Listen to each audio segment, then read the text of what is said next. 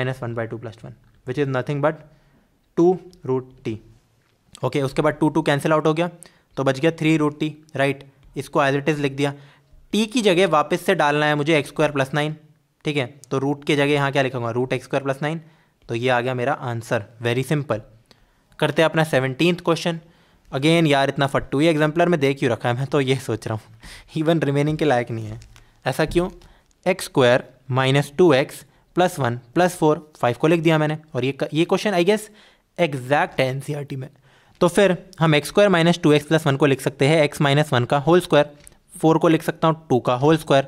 √(x² + a² की इंटीग्रेशन क्या होती है, यही होती है ना, x/2, ठीक है, x² + a²/2 log of x + x² + a² का अंडर रूट।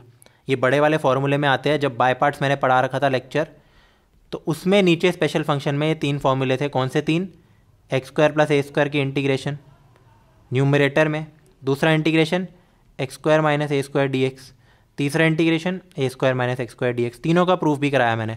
यार ये 3 बाय हार्ट याद होनी चाहिए तुम्हें, ठीक है। मैं जानता हूँ गंदे फॉर्मूले हैं, लंबे फॉर्मूले हैं, बट जितने ज़्यादा क्वेश्चंस करोगे तुम्हें चीज़ें याद हो जाएगी। और मैंने टेक्निक्स भी बता रखी है वीडियो में।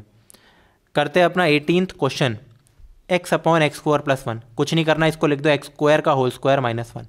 उसके बाद x² को टी पुट कर दो, 2x dx मेरा dt बन जाएगा। तो x dx बन जाएगा half dt, x dx half dt, t² - 1।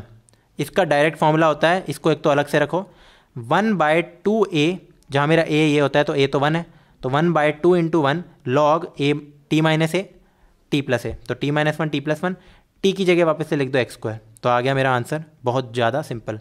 अगला क्वेश्चन और भी ज़्यादा सिंपल, महा सिंपल। क्यों? इसमें क्या करना है तुम्हें, सबसे पहले एक ए स्क्वायर को ऐड कर दिया मैंने यहाँ पे, ठीक है। फिर मैंने इसको कुछ ऐसा लिख दिया। अब तुम बोलोगे ये मैंने क्या कर रखा है भाई, कुछ नहीं किया मैंने लिटरली क्या किया है, a square minus a square plus 2ax minus x square. देखो ये तो ऑलरेडी था मेरा, इन दोनों को ऐड सब्ट्रैक्ट किया। फिर मैंने ऐसे लिखा ए स्क्वायर माइनस कॉमन लिया, माइनस को कॉमन लिया तो ए square minus 2ax plus x square. समझ आ रहा है अब? आई गेस सब समझ आ गया होगा। तो मैंने ये स्टेप लिखा है ऐसे में। फिर इसको मैं लिख सकता हूँ एक्स माइनस ए का होल स्क्वायर, ए स्क्वायर माइनस एक्स स्क्वायर समझ लो इसको, क्योंकि ए की बात है, इसको टी पुट करने की ज़रूरत नहीं है। अगर मेरे पास ये भी दे रखा होता ना, तो इसकी इंटीग्रेशन और इसकी इंटीग्रेशन सेम है, बस जहाँ जहाँ मेरा एक्स है वहाँ एक्स माइनस ए लिख दो। तो वो मैंने लिख दिया। अब तुम बोलोगे ये मैंने क्या लिखा है, इसकी जगह तो ये होना चाहिए ना, क्योंकि देखो x/2, उसके बाद क्या लिखते हैं अंडर रूट, यहाँ क्या लिखते थे तुम बताओ, ए स्क्वायर है ना माइनस एक्स माइनस ए का होल स्क्वायर। तो यार ये तो मेरा यही था ना, तो इसलिए मैंने डायरेक्टली ये लिख दिया, plus a²/2 sine inverse x/a, तो x की जगह x माइनस ए। 21st क्वेश्चन करते हैं अपना, sine inverse x upon 1 minus x square का 3/2। तो यार इसमें तुम्हें क्या करना है, x को पुट कर दो साइन थीटा, या तुम ये भी कर सकते हो साइन इनवर्स x को t भी पुट कर सकते हो, it is the same thing, एक ही बात है। वो एक तरीके से x मेरा साइन t पुट हो रहा है, x मेरा हो गया साइन थीटा, तो dx बन गया कॉस थीटा डी थीटा। तो सबसे पहले dx की जगह लिख दिया कॉस थीटा डी थीटा, यहाँ लिख दिया साइन इनवर्स साइन थीटा जो कि होता है थीटा, है ना, कॉस थीटा तो यही है क्योंकि साइन इनवर्स साइन एक्स होता है एक्स। उसके बाद 1 माइनस साइन स्क्वायर थीटा, ये मेरा होता है cos square theta, raise to power 3/2 cos cube theta, 2 और 2 कट जाएगा, थीटा और ये आ गया। उसके बाद इसको कैंसिल आउट करो, नीचे बच गया कॉस स्क्वायर थीटा, ऊपर गया तो क्या आया सेक्स स्क्वायर थीटा। अब मुझे लगाने हैं बाय पार्ट्स, मुझे दिख गया कि दो डिफरेंट फंक्शंस है। अपना लगाओ आइलेट, आइलेट में मुझे बताओ सेक्स स्क्वायर थीटा यहाँ आता है, सॉरी सेक्स स्क्वायर थीटा यहाँ आता है, ट्रिग्नोमेट्रिक है, ठीक है, और थीटा मेरा आता है यहाँ एल्जेब्रिक, तो यहाँ मेरा जाता है u टू v, तो ये होगा मेरा u और ये होगा मेरा v। तो क्या होता है बाय पार्ट्स, u इंटीग्रल v minus u dash integration v, ठीक है। तो u लिख दिया इंटीग्रल v, सेक्स स्क्वायर की इंटीग्रेशन टैन थीटा, यहाँ मैंने लिख दिया थीटा डैश, मतलब u डैश का मतलब होता है, थीटा डैश का मतलब है D theta by D theta, मतलब डिफ्रेंसिएशन कर रहे हैं, जो 1 आएगा कट के ऑब्वियसली, ये आ गया टैन थीटा। मुझे ये बताओ टैन थीटा की इंटीग्रेशन क्या होती है, लॉग सेक थीटा, तो आ गया मेरा ये वाला आंसर। इसको तुम ये भी लिख सकते हो theta tan theta plus log of cos theta. मैंने इस माइनस को इधर ले गया सेक रेज टू पावर -1 करके। आई होप तुम्हें समझ आ रहा हो वो चीज़, ज़रूरी नहीं है, बस बता रहा हूँ। अब करते हैं अपना क्वेश्चन नंबर 24 में मुझे क्या दे रखा है, √x upon a³ minus x³। ये अच्छा क्वेश्चन है, बट मैंने यहाँ क्यों लिख रखा है यार, क्योंकि ये चीज़ मैं करा चुका हूँ ऐसे में x अपॉन 1 माइनस x³ करके, ठीक है। ये बहुत ही अल्टीमेट क्वेश्चन बनता है, क्योंकि इसमें बच्चों को खबर नहीं लगती कि मुझे क्या करना है। तो इसमें एक स्टेप ऑलरेडी तुम्हारे पास है कि तुम्हें ऊपर √x दे रखा है। तो देखो मैं क्या कर रहा हूँ, सबसे पहले मैंने इसको लिख दिया x⁻², एक ही बात है बट समझना मैंने ऐसा क्यों किया है। उसके बाद x³ को मैं लिख सकता हूँ x⁻³ का होल स्क्वायर। ऑफकोर्स तुम बोलोगे मैंने क्यों किया, ध्यान से देखना। a³ को भी मैंने लिख दिया है ये, इसको तुम लिख सकते हो a⁻³ का स्क्वायर, वो बाद में लिखना, एक ही बात है। मुझे ये बताओ अब अगर मैं इस चीज़ को टी पुट करता हूँ 3/2 को, तो क्या मेरा 3/2 1/2 dx dt नहीं बन जाएगा। तो ऊपर का न्यूमरेटर हो गया ना मेरा सॉल्व, इसकी वैल्यू हो गई 2/3 dt, तो 2/3 dt के बराबर। अब मैंने इसको लिख दिया a⁻³ का whole square minus T square. ये काफ़ी छोटा लिखा यार, इसको ऐसा करता हूँ मैं, जूम करता हूँ a⁻³ whole square minus T square, right. तो फिर इसकी वैल्यू कितनी होगी मेरे को ये बताओ, 2/3 को तो बाहर रखो, it is nothing but dt upon k² minus T square, के समझ लो उसको। तो इसका आंसर आएगा साइन इनवर्स t/k, तो साइन इनवर्स t/a⁻³²। t की वैल्यू कितनी है, x⁻³², तो पुट कर दी मैंने। अब क्योंकि x⁻³ है, a⁻³ है, तो इसको इकट्ठा लिख सकते हैं x/a⁻³²। ओके, तो करते हैं अपना अगला question 29th। Again very very very very very simple. Okay, इसमें क्या करना है तुम्हें, सबसे पहले इसको ऐसे लिखो, सेम मैंने टेपा, उसके बाद e⁻⁻x को लिख सकते हैं 1/ex, उसके बाद एलसीएम ले लो, तो e⁻² + 1/ex, इस ex को मैं ऊपर ले गया, आ गया ex dx। उसके बाद इसको लिख सकते हैं ex का होल स्क्वायर। अगेन मैं तुम्हें बता चुका हूँ, a⁻mn को मैं लिख सकता हूँ a⁻m⁻n, तो इसको मैंने लिख दिया e⁻x⁻², ठीक है। उसके बाद ex को पुट कर दो t, उसके बाद ex dx बन जाएगा मेरा dt, तो ये चीज़ आ गई मेरी dt के बराबर। ये हो गया t² + 1 which is standard integration tan inverse t। अब तुम बोलोगे लिमिट्स चेंज करिए मैंने, हाँ, क्योंकि मैंने बताया था डेफिनेट इंटीग्रेशन में it is a good practice whenever you are substitute क्या बोल रहा हूँ, जब भी सब्सटीट्यूट कर रहे हो तुम, है ना, तो उसी समय अपनी लिमिट्स भी चेंज कर दो, वरना बाद में ना हैजल रहता है, लाइक बैक सब्सटीट्यूट करो फिर लिमिट डालो। इससे अच्छा मैंने लिटरली इस इंटीग्रेशन को अब ये बना दिया है, अब मुझे बाकी पीछे देखने की ज़रूरत ही नहीं है, ये देखने की मुझे अब ज़रूरत ही नहीं है, भूल जाओ कि मैंने क्या सब्सटीट्यूट किया था, भाड़ में जाओ, ये बन गया ना मेरा इंटीग्रेशन। अब कैसे बना, ई एक्स मेरा टी है, ई एक्स डी एक्स मेरा डी टी है, ठीक है। मेरा जो एक्स है वो जा रहा है 0 से लेकर 1 तक, तो जो मेरा टी है वो कहाँ से लेकर कहाँ तक जाएगा, टी मेरा है ई रेस्ट टू पावर एक्स, तो टी जाएगा मेरा ई रेस्ट टू पावर 0 से लेकर ई रेस्ट टू पावर 1, तो ई रेस्ट टू पावर 0 होता है 1, ई रेस्ट टू पावर 1 होता है ई, तो ये गया 1 से लेकर ई तक। स्टैंडर्ड इंटीग्रेशन, लिमिट्स भर दो, tan inverse e minus tan inverse 1, tan inverse e minus π/4। ये क्यों आया, आई गेस ये तुम्हें पता ही होना चाहिए इतना तो। करते हैं अपना 30th क्वेश्चन जो दे रखा है 0 से लेकर π/2 tan x dx divided by 1 + m² tan square x, ठीक है। तो यार ये क्वेश्चन अच्छा बोलूँगा मैं इसको, हल्का सा इसमें ट्रिगो विगो लग रही है थोड़ी सी। तो सबसे पहले तुम्हें क्या करना है, सबसे पहले अगर मेरा ये इंटीग्रेशन है, इसको मैं आई बोलता हूँ, तो मेरा आई होगा 0 to π/2 ये चीज़। अब तुम बोलोगे ये कैसे आया, ये कैसे आया, तो हमारा वाला फॉर्मूला याद है वो 0 to a f(x) dx is equal to 0 to a f(a - x) dx। तो मैंने क्या किया है, जहाँ जहाँ मेरा x था वहाँ π/2 - x डाल दिया, तो tan 90 - थीटा मेरा होता है हमेशा cot थीटा के बराबर, तो यहाँ आ गया cot x, यहाँ भी आ गया cot x। अब मैंने क्या किया, तुम बोलोगे बेवकूफ़ी कर रखी है, बट नहीं, cot x को वापस से मैंने लिख दिया 1/tan² x। क्या मैं ये पहले ही नहीं कर सकता था, एक ही बात है, फिर बाद में हमें वो वाला फॉर्मूला लगाना पड़ता, बात तो एक ही है। अब क्या करो, क्योंकि 1/tan² x है तो एलसीएम लो, और ऊपर भी चले जाएगा tan² x, तो बन जाएगा tan x dx। तो मेरे पास ना हल्का सा अच्छा आ गया अब थोड़ा सा क्वेश्चन, कैसे, मैंने इसको बना दिया है ये। अब यार ये मैंने ऐसा क्यों किया कि मैंने इससे ये बनाया, क्योंकि मुझे tan² x अलग से चाहिए था, m² के अलावा मुझे थोड़ा ऐसा वाला फॉर्म चाहिए था, ठीक है। इसके बाद यार हमें क्या करना होता है, अपना स्टैंडर्ड चीज़ कि ऊपर नीचे एक sec² मल्टीप्लाई कर दो। ऐसा क्यों, मेरे को कभी भी sec² x dx की ज़रूरत कब पड़ती है, जब मेरा मन कर रहा होता है tan x को टी पुट करने का, ताकि मेरा ये अपने आप बन जाए, ठीक है। तो मैंने क्या किया, मल्टीप्लाई डिवाइड किया। याद रखो नीचे वाले को बदल के लिख दो 1 + tan² x, पर ऊपर वाले को एज इट इज़ रखना है, ठीक है। फिर अगर उसके बाद तुम अपने tan² x को टी पुट करते हो, ध्यान दो मैंने tan x को टी पुट नहीं किया है, tan x को टी पुट नहीं किया है, वो भी कर सकता था, कोई फ़ायदा होता नहीं, ऊपर आ जाता t, यहाँ आ जाता dt, यहाँ आता 1 + t², यहाँ आता m² + t², मैं फिर से t² को k पुट करता तो t dt मेरा dk बन जाता। तो उससे अच्छा क्या, सीधा tan² x को t पुट करो, क्यों, क्योंकि इसकी differentiation 2 tan x sec² x dx is equal to dt, और tan x sec² x dx हमारे पास पहले से पड़ा है यहाँ पे, तो इसको मैं लिख सकता हूँ हाफ dt, लिख दिया। उसके बाद 1 + t, क्योंकि ये पूरा t है, तो ये तो हो गया हमारा 1 + t के बराबर, ये हो गया m² + t के बराबर।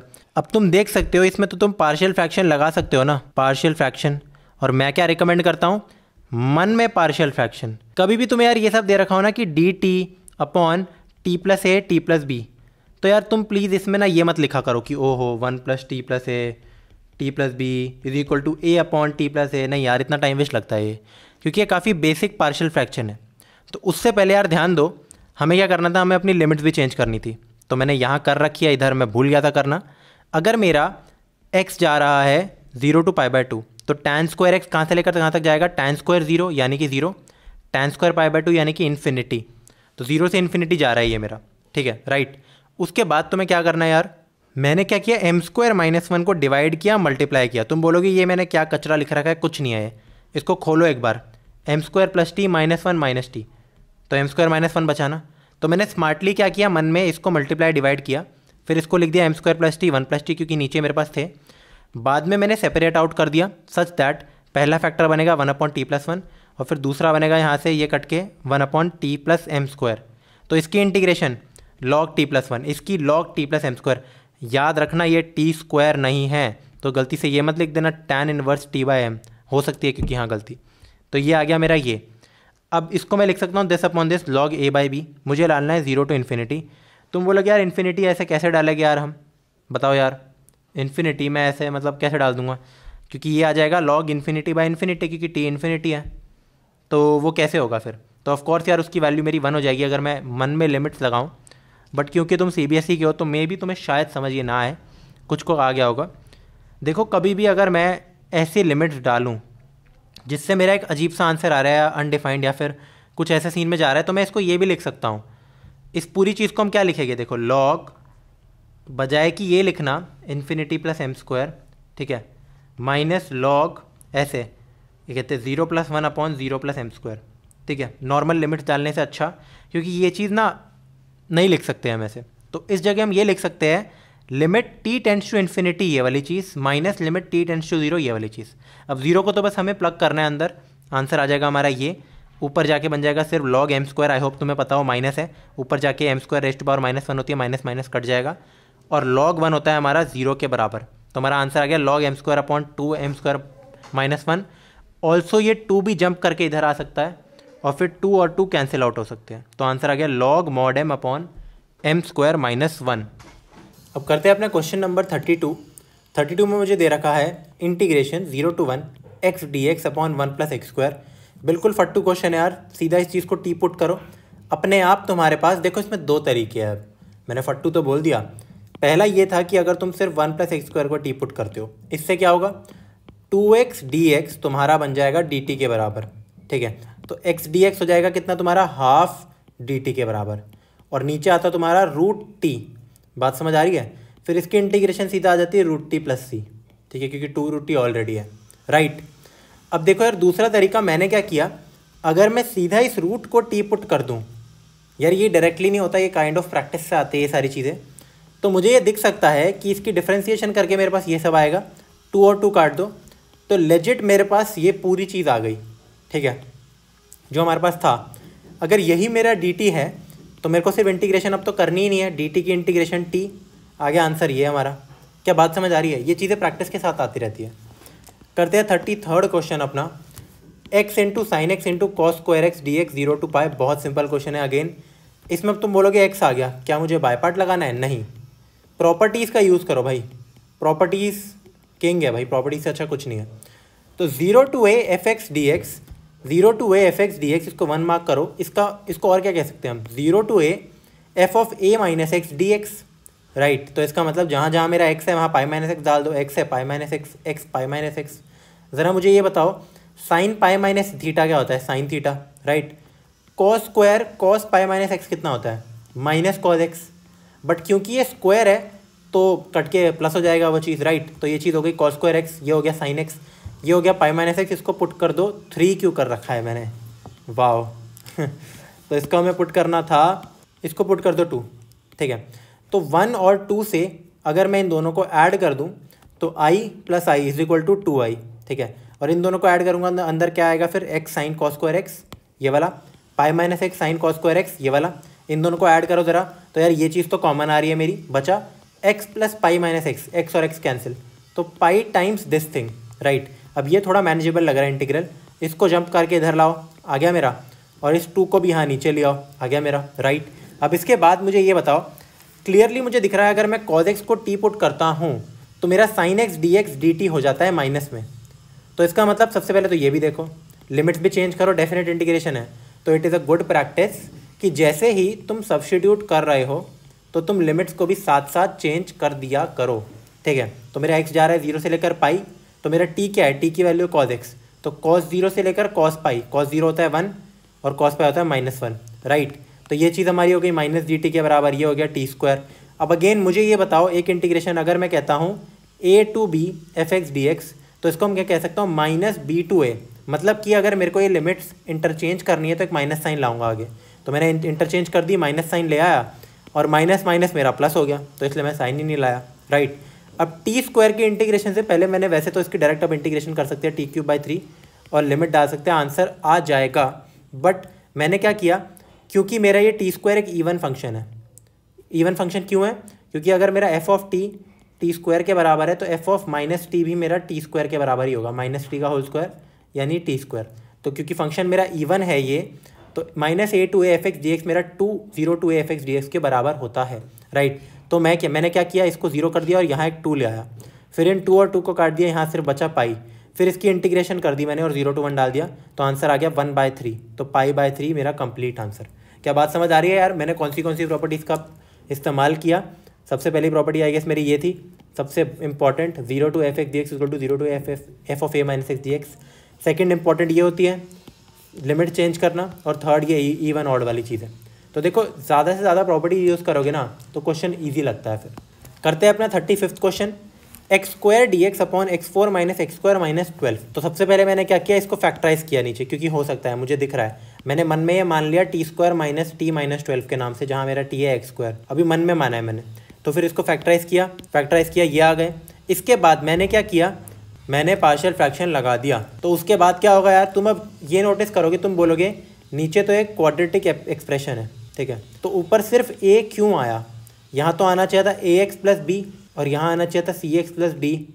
तो भाई मेरे, अगर तुम्हारे पास कोई ऐसी चीज़ हो जिसमें नीचे में दोनों में, आई रिपीट, नीचे में दोनों में x² ही है सिर्फ, एक और चीज़, अगर यहाँ x नहीं है क्योंकि मेरे को नहीं दिख रहा, और ऊपर भी कहीं नहीं दिख रहा, तो मैं इसको ऐसे लिख सकता हूँ। ऐसा क्यों?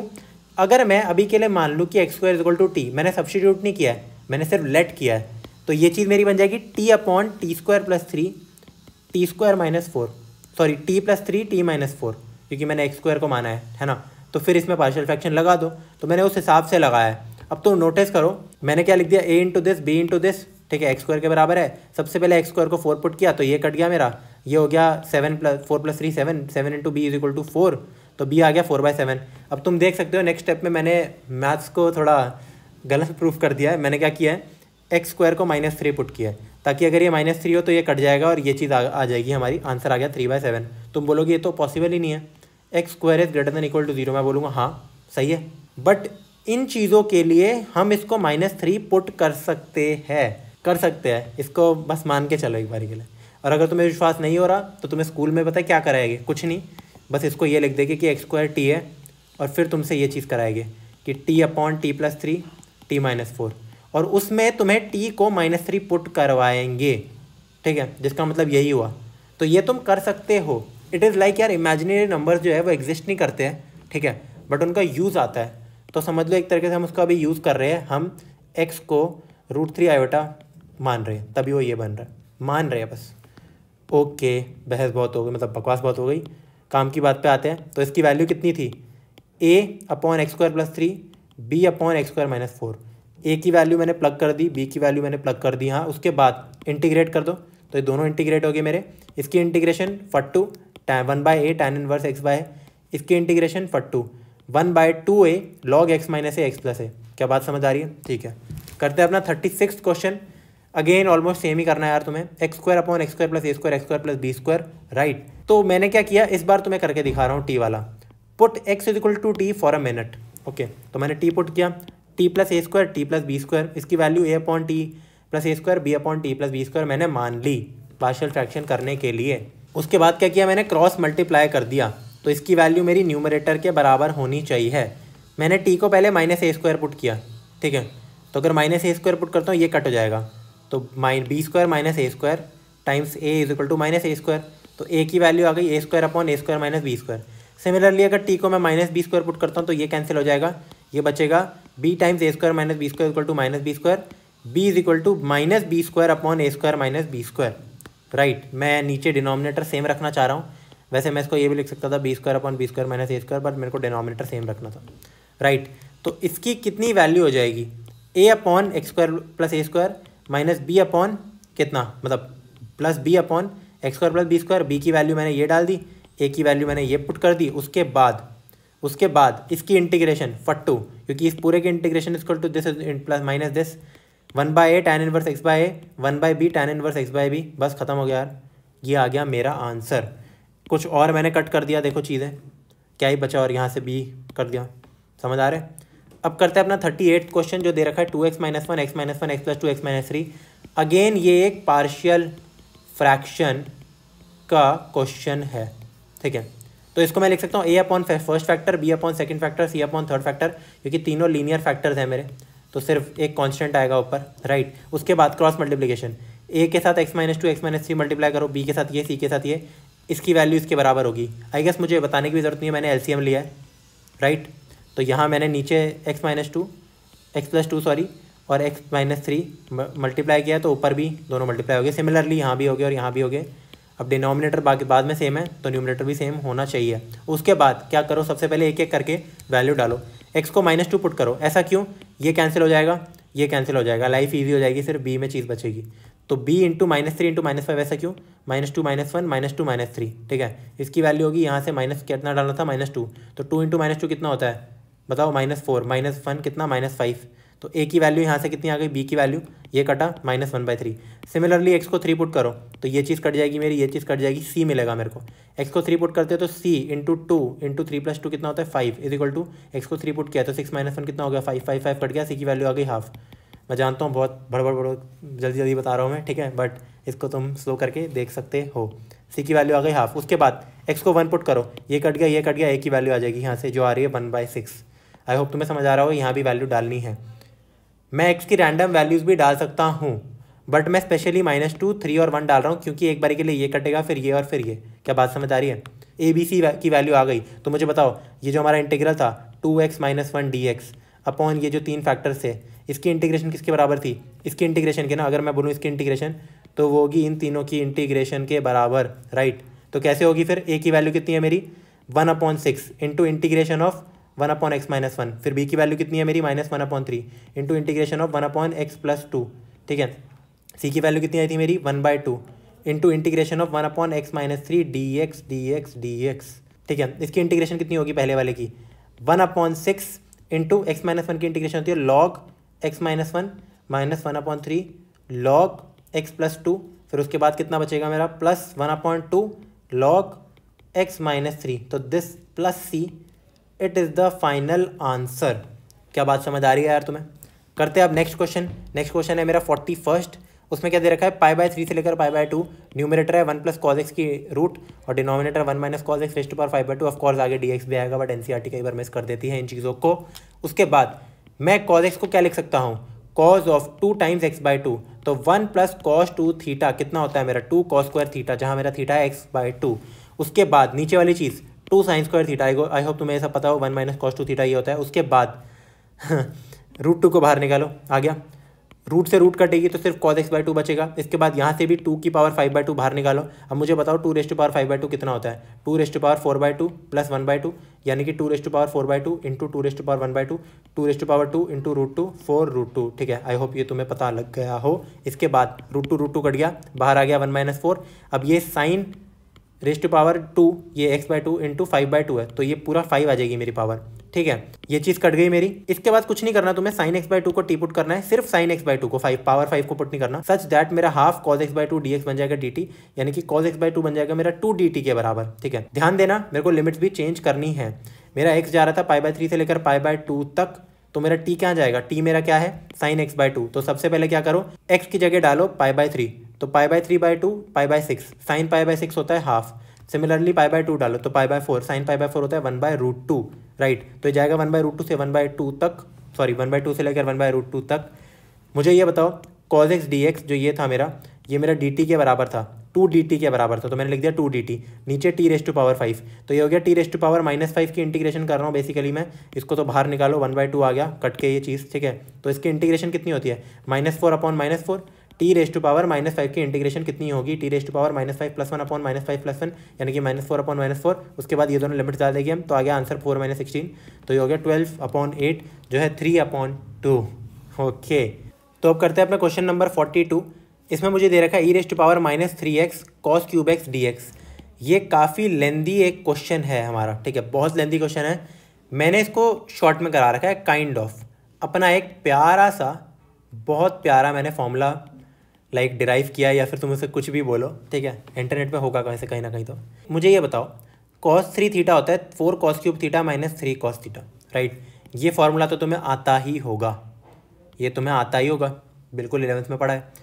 तो यहाँ से हम क्या कह सकते हैं कि मेरा cos³ x की वैल्यू कितनी होगी, cos 3x + 3 cos x divided by 4, right. तो इसको मार्क करके रखो, मैंने तो कलर में लिखा है, तो मार्क कर लेना। इसके बाद मैं मान लेता हूँ कि मेरी आई की वैल्यू ये पूरी है, ये मेरा आई की वैल्यू इंटीग्रेशन है, राइट। तो मैंने कॉस क्यूब एक्स की जगह ये लिख दिया। उसके बाद मैंने क्या किया, इस 4 को मैं बाहर ले आया। उसके बाद मेन स्टेप जो मेरा था ना, मेजर स्टेप, वो क्या था, जो भी ई की पावर है, जो भी ई की पावर है, अगर यहाँ 5x होता, कुछ भी होता, उस चीज़ को टी पुट करना है सच दैट ये ई रेस्ट टू पावर टी बन जाए। बात समझ आ रही है तुम्हें? गलती से भी 3x को टी नहीं पुट करना, ना x को 3 पुट करना है, तुम्हें -3x को टी पुट करना है।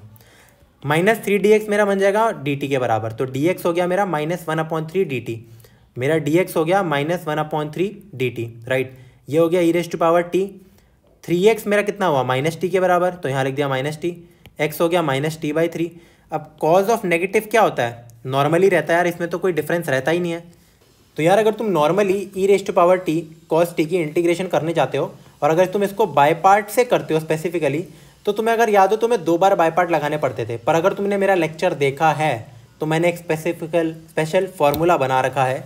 वो क्या है, इसको मैं क्या लिख सकता हूँ, e t cos t minus sine t plus sine t plus cos t minus cos t. तो मैंने लिटरली क्या किया है, साइन टी को प्लस माइनस किया और कॉस टी को भी प्लस माइनस किया है। इतना तो कर ही सकता हूँ। अगर मैं +1 करता हूँ तो मैं -1 भी कर सकता हूँ।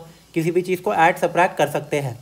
नोटिस करो, अगर तुम इंटेलिजेंट हो तो तुम्हें समझ आ गया होगा, मैंने पेयर्स बना रखे हैं, मैंने ये पेयर बना रखी है। ऐसा क्यों किया है, अब मैं इसको ये लिख सकता हूँ, ये वाली इंटीग्रेशन प्लस ये वाली इंटीग्रेशन माइनस ये वाली इंटीग्रेशन, राइट। अब ये खुद में क्या है, मेरा I1 के बराबर है। देखो I1 यही तो था, ई टी कॉस टी, वापस से आ गया। तो सबसे पहले इसको ले जाओ इधर, तो यहाँ कितना आ जाएगा, 2 टाइम्स I1, ठीक है। अब देखो मैंने डायरेक्टली लिख रखा है, इसकी integration e t cos t होगी और इसकी integration e t sine t. ऐसा क्यों, e rest to power t f t plus g t f dash t.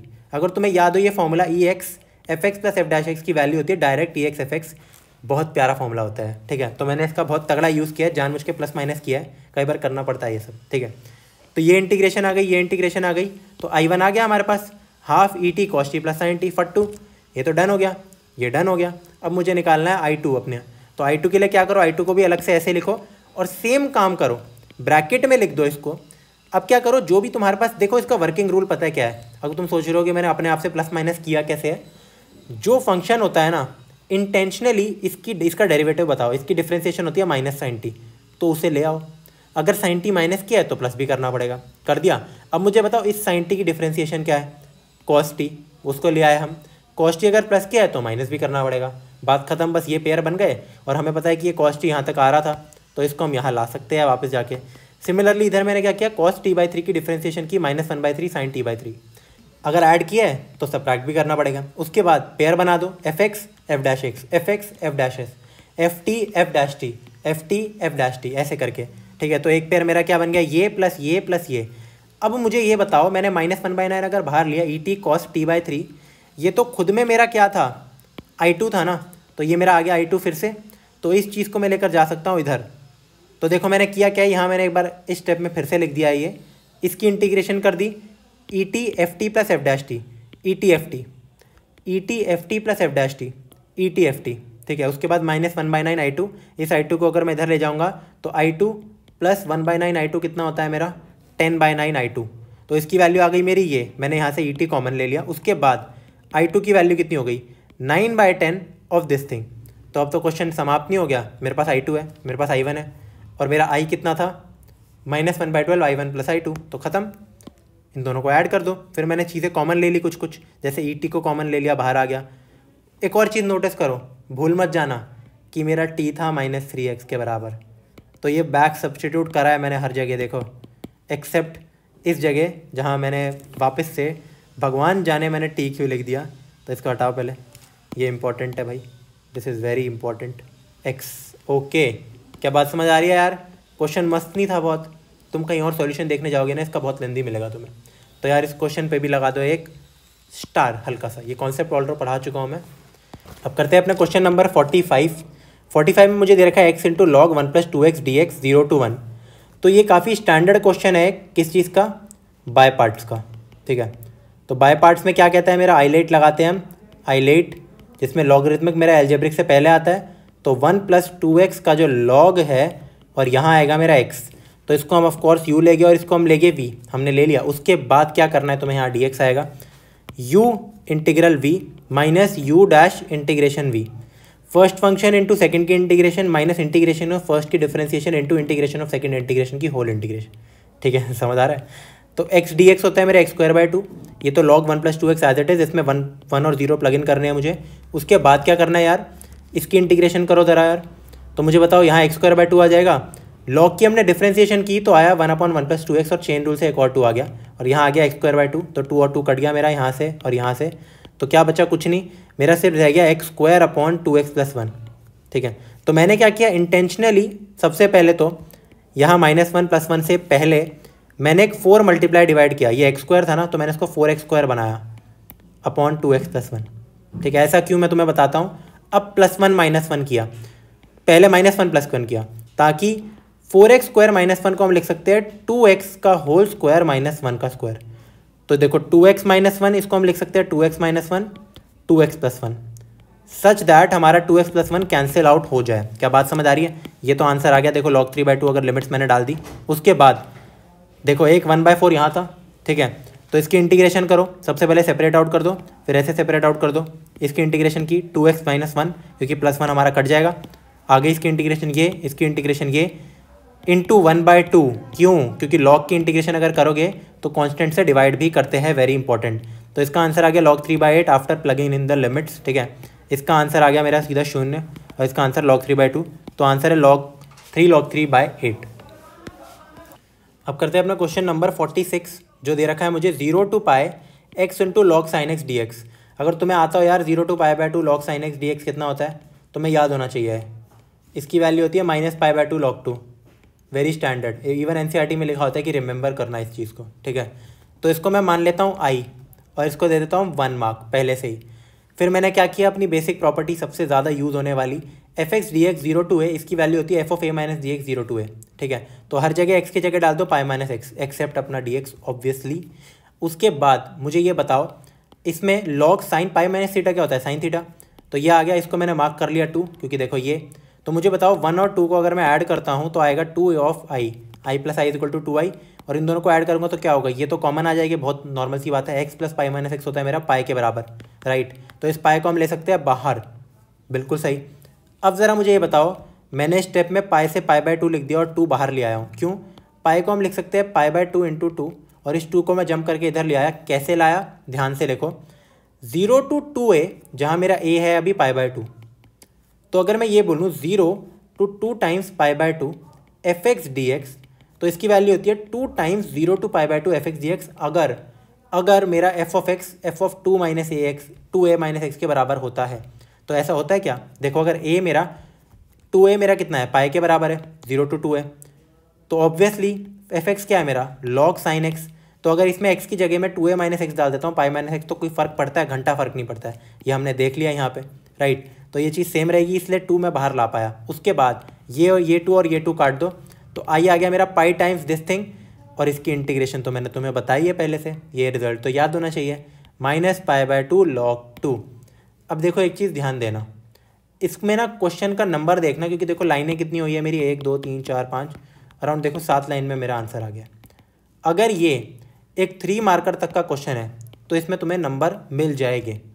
अगर ये 4 या पॉसिबली 6 मार्क का अगर क्वेश्चन आ गया तो तुम्हें ना ये चीज़ सॉल्व करके दिखानी पड़ेगी, और ये मैं अपने लेक्चर वीडियो में करा चुका हूँ, एनसीईआरटी में भी इसका प्रूफ है, हर जगह है 0 to π/2 log sin x dx। तो तुम्हें वो भी पूरा करके दिखाना होगा जो अलग से 8-9 लाइनें लेगा। क्या बात समझ आ रही है, अगर 6 नंबर 4 नंबर का आ रहा है तो इसका आंसर आ गया -π² log 2। अब करते हैं लास्ट में कुछ बचे हुए हमारे ऑब्जेक्टिव टाइप क्वेश्चंस। पहला question cos 2x - cos 2 theta upon cos x - cos theta dx is equal to 42 question. I guess मैं लेक्चर वीडियो में करा भी चुका हूँ, या फिर एनसीईआरटी के सॉल्यूशन में तो पक्का ही होगा यार, सेम क्वेश्चन देते हैं क्योंकि मुझे याद था। तो cos 2 थीटा को मैं लिख सकता हूँ 2 cos² थीटा -1, तो यहाँ भी मैंने लिख दिया, वही वाला फॉर्मूला लगा दिया। उसके बाद 2 cos² x - 2 cos² थीटा बचेगा, ऐसा क्यों, -1 -1 +1 ये तो कट गया, तो बचा 2 cos² x - 2 cos² थीटा, 2 को कॉमन लिया तो आया cos² x - cos² theta. a² - b² को हम लिख सकते हैं a - b a + b, a - b मेरा कैंसिल आउट हो गया यहाँ से, क्या बचा सिर्फ cos x + cos theta, cos x की integration sin x, cos theta क्या है, अब गलती मत कर देना इसको यहाँ sin थीटा लिखने की, बहुत बच्चे करने वाले हैं क्योंकि, ठीक है, तो इसको एज इट इज़ बाहर लो, ये एक कॉन्स्टेंट है और सिर्फ dx की इंटीग्रेशन होती है x के बराबर, तो 2 sin x + x cos theta plus c A is the correct answer. देखते हैं हमारा ए में ही ये दे रखा था, राइट। अब करते हैं अपना 49वां क्वेश्चन। ये भी एमसीक्यू और ये तो मैं करा ही चुका हूँ यार, ये भी मैं लेक्चर वीडियोस में एनसीईआरटी के सॉल्यूशन में ऐसा डिट्टो सेम, अगर साइन नहीं होगा तो कॉस डाल दिया होगा, मतलब बात एक ही है, ठीक है। करना क्या है एट द एंड, हमें ऊपर नीचे साइन बी माइनस ए से मल्टीप्लाई डिवाइड करना है, वेरी इंपॉर्टेंट, ठीक है, वेरी इंपॉर्टेंट। उसके बाद यार तुम नोटिस करो, मैंने इसमें यहाँ लिख दिया साइन एक्स माइनस ए माइनस एक्स माइनस बी, अभी अपने आप से लिख दिया मैंने, नहीं, बहुत नॉर्मल मैथ्स है यार। अगर मैं एक्स माइनस ए माइनस एक्स माइनस बी करता हूँ तो ऑटोमेटिकली मेरे पास बी माइनस ए रह जाता है। तो मैंने बस इसको दूसरे तरीके से लिखा है ताकि अब मैं ये बोल सकूँ sine of a minus b लगा दूँ, sine a cos b minus cos a sine b, ऐसे करके, समझ आ रहा है।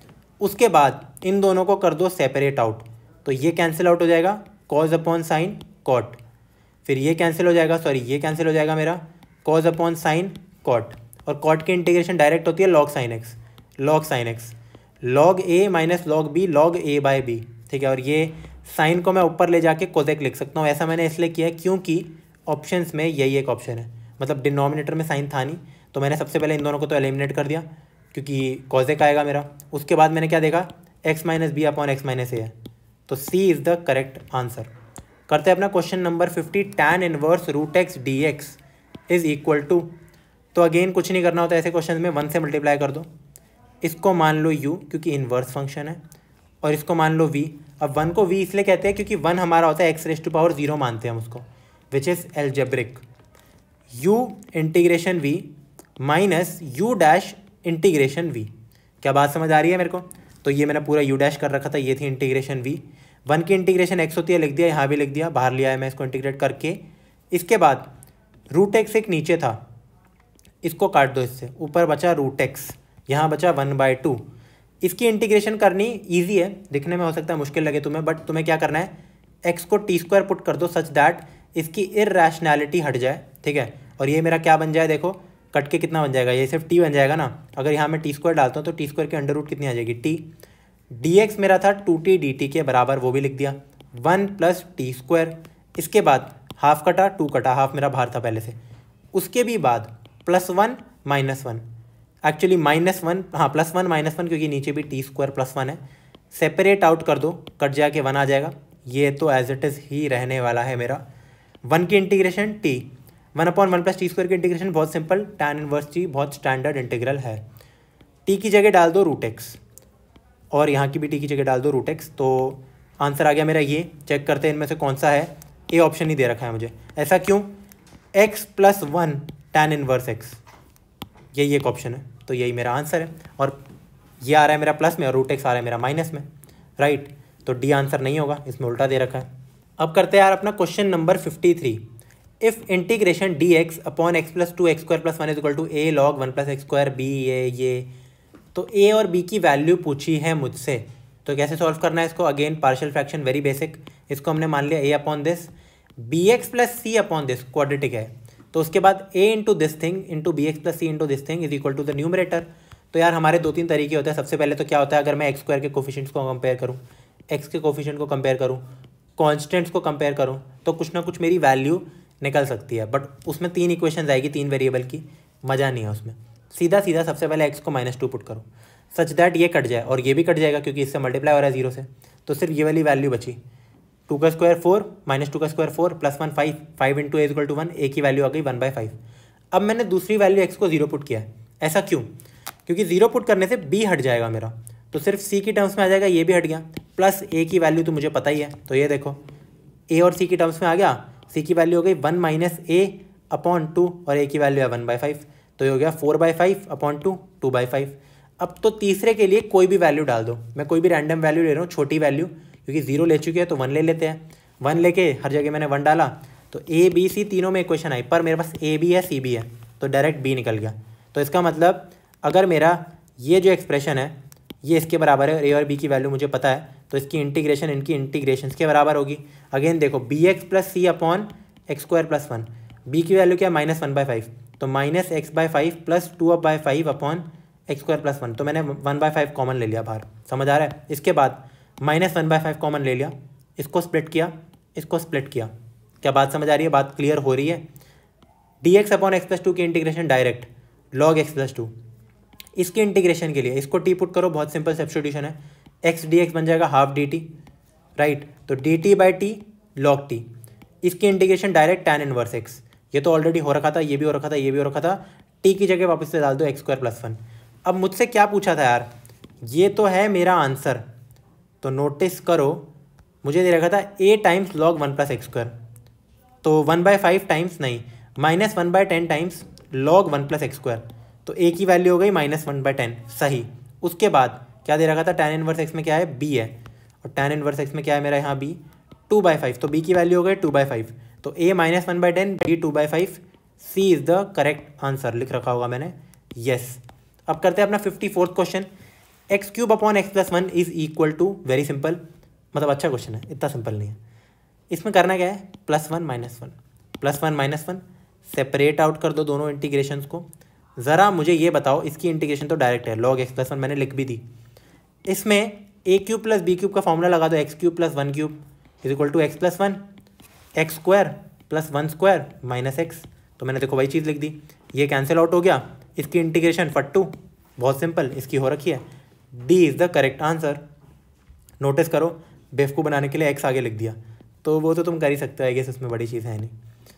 इसके बाद करते हैं अपना question number 56, if x³ dx 1 + x² is equal to a times this b times this, then a की वैल्यू बताओ, b की वैल्यू बताओ। अगेन ये भी हमारे जो ये वाला क्वेश्चन दे रखा था, इसमें भी a और b की वैल्यूज़ पूछी थी, तो it is not a big deal, बेवकूफ़ बनाने के लिए देते हैं, बच्चे घबरा जाते हैं, ओहो कैसे निकाले, ये सब कैसे करें।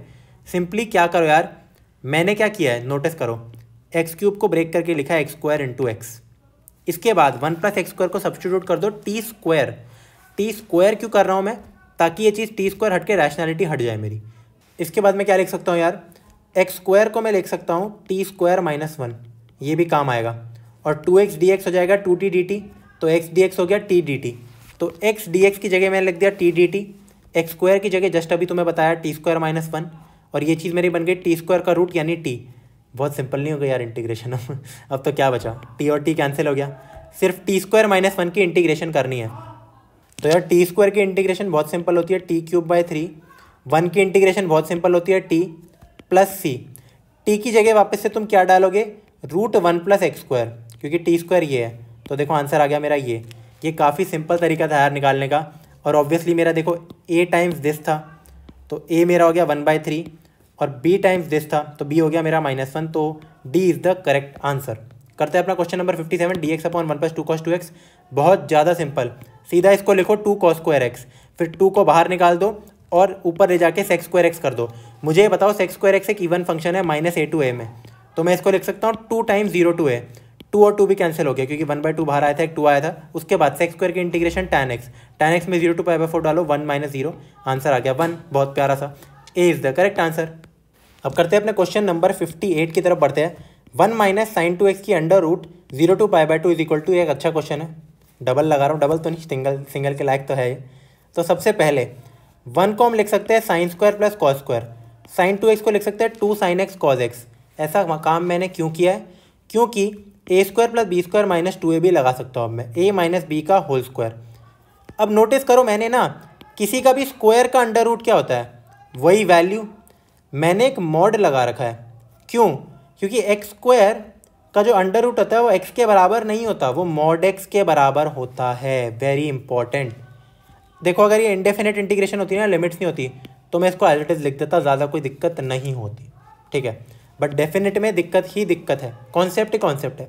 अब तुम बोलोगे यार ऐसा क्यों होता है कि ये मॉड क्यों लग रहा है, ये मैंने क्या किया है, a² + b² - 2ab, तो a - b का होल स्क्वायर। अच्छा श्योर हो यार, a² + b² - 2ab को मैं b - a का होल स्क्वायर भी तो लिख सकता हूँ, एक ही तो बात है। तो इस चीज़ को मैं cos x - sin x का भी होल स्क्वायर लिख सकता हूँ, राइट। तो देखो मैंने किया क्या है, अब इस इंटीग्रेशन को 0 to π/2 में स्प्लिट कर दिया और मैंने मॉड हटा दिया है। अब यहाँ मैंने लिखा है cos x - sin x, यहाँ लिखा है sin x - cos x। ऐसा क्यों हुआ है, और मैंने π/4 पे इसको ब्रेक क्यों किया। सबसे पहले तो अगर मैं कहता हूँ a to b इंटीग्रेशन, तो उसको हम लिख सकते हैं a to b + b to c, इसमें कोई डाउट नहीं है। पर मैंने इस b को π/4 क्यों चूज़ किया, किसी भी चीज़ का मॉड मैं बहुत बार बता चुका हूँ, और ये AOD में भी हर जगह की वैल्यू होती है x अगर मेरा x 0 से बड़ा है, माइनस एक्स अगर मेरा x 0 से छोटा है। तो मैंने यही किया है, sine x minus cos x का मॉड मेरा sine x minus cos x के बराबर है अगर साइन एक्स कॉज एक्स से बड़ा है। और साइन एक्स 0 to π/2 में कॉज एक्स से कब बड़ा होता है? अगर मैं ग्राफ बनाऊंगा तो साइन एक्स का ग्राफ ये होता है, कॉज एक्स का ग्राफ ये होता है, ये होता है π/4, ये होता है π/2। तो फिर जो मेरा साइन एक्स होता है ना, ये तो छोटा है इससे, कॉज एक्स से 0 to π/4 में, बट उसके बाद बड़ा हो जाता है इससे। मतलब 0 π/4 से लेकर π/2 में साइन एक्स ज़्यादा बड़ा है और 0 से लेकर 45 तक कॉज एक्स ज़्यादा बड़ा होता है। तो इसलिए cos x minus sine x. तो मैंने यही किया है, उस समय cos x minus sine x की इंटीग्रेशन होगी, इस समय sine x minus cos x की इंटीग्रेशन हो रही है। बात समझ आ रही है तुम्हें? तो फिर इसका आंसर आ गया, इसका आंसर आ गया, मैंने दोनों को ऐड कर दिया तो आंसर आ गया 2√2 - 1। D is the correct answer. तो ये एक अच्छा क्वेश्चन था। अब करते हैं अपना क्वेश्चन नंबर 59 में दे रखा है 0 to π/2 cos x e⁻ sin x dx is equal to, बहुत ज़्यादा फट्टू क्वेश्चन है यार, ये तो आधे नंबर का भी नहीं आना चाहिए।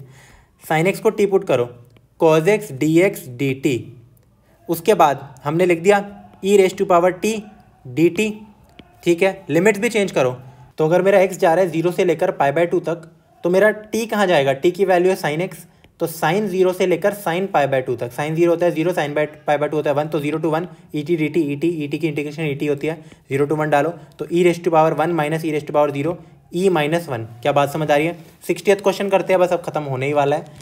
x + 3x + 4 का होल स्क्वायर ex dx। तो सबसे पहले ex को कॉमन लिया करो ऐसे केस में, x + 3 को लिख दो, x + 4 - 1। ऐसे क्वेश्चन में ऑलरेडी करा चुका हूँ काफ़ी सारे थोक में, तो इस चीज़ को पहले मैंने सेपरेट आउट किया तो ये आ गया, क्योंकि एक x² 4 कट गया, और फिर ये आ गया। मुझे ये बताओ, अगर मैं इसको f(x) लिखता हूँ और इस चीज़ को f'(x) लिखता हूँ, क्या ये इसका डेरिवेटिव है? बिल्कुल है, ऑब्वियसली इसकी डिफरेंशिएशन यही होती है। तो ex f(x) + f'(x) ex f(x) + c, answer आ गया। क्या बात समझ आ रही है? अब करते हैं अपना क्वेश्चन नंबर 61 में दे रखा है 0 to a 1 + 4x² dx की वैल्यू अगर π/8 है, वाह वैल्यू दे दी, तो a की वैल्यू निकालो। अब मुझे लिमिट की वैल्यू निकालनी है, कैसे करना है? पहले डरो मत, सबसे पहले तो इसकी इंटीग्रेशन करो। तो dx/1 + 2x के होल स्क्वायर को हम लिख सकते हैं। मुझे ये बताओ, इसको एक बार के लिए कैपिटल एक्स मानो, तो इसकी इंटीग्रेशन क्या होती है? 1 dx/1 + x²। तो वो कितनी हुई मेरी? tan 1 2x, फिर x के कोफिशिएंट से डिवाइड भी करो उसे, राइट। उसके बाद उसमें 0 to a लिमिट डाल दो, तो कितना आंसर आ गया? इसको एक तो हम सबसे पहले ना इस 1/2 को बाहर ले सकते हैं, और फिर 2 से काट के यहाँ 4 लिख सकते हैं। a डालो तो आंसर आएगा 2a, 0 डालोगे तो tan 1 0 विच इज़ 0। तो tan 1 2a की वैल्यू है π/4, तो 2a की वैल्यू कितनी होगी? tan π/4, तो tan π/4 होता है मेरा 1, तो 2a की वैल्यू 1 है, तो a की वैल्यू आ गई मेरी हाफ के बराबर। अब करते हैं अपना question number 62, sin x/3 + 4 cos² x dx is equal to. अब ये कैसे करेंगे? सबसे पहले इसको हम लिख दो 2 cos² x का होल स्क्वायर, ठीक है। फिर 2 cos x को टी पुट करो, तो -2 sin x dx मेरा बन जाएगा dt के बराबर। तो sin x dx हो जाएगा -1/2 dt के बराबर 3 + t² या फिर t² + √3 का होल स्क्वायर। तो इसकी इंटीग्रेशन कितनी होगी? 1/√3 tan 1 t/√3, बहुत ज़्यादा सिंपल। इसको मल्टीप्लाई कर दो, आ गया आंसर। t की जगह वापस से डाल दो 2 cos x, भूलना मत, t की जगह डालना था 2 cos x और मैं खुद ही भूल गया, वाह भाई वाह।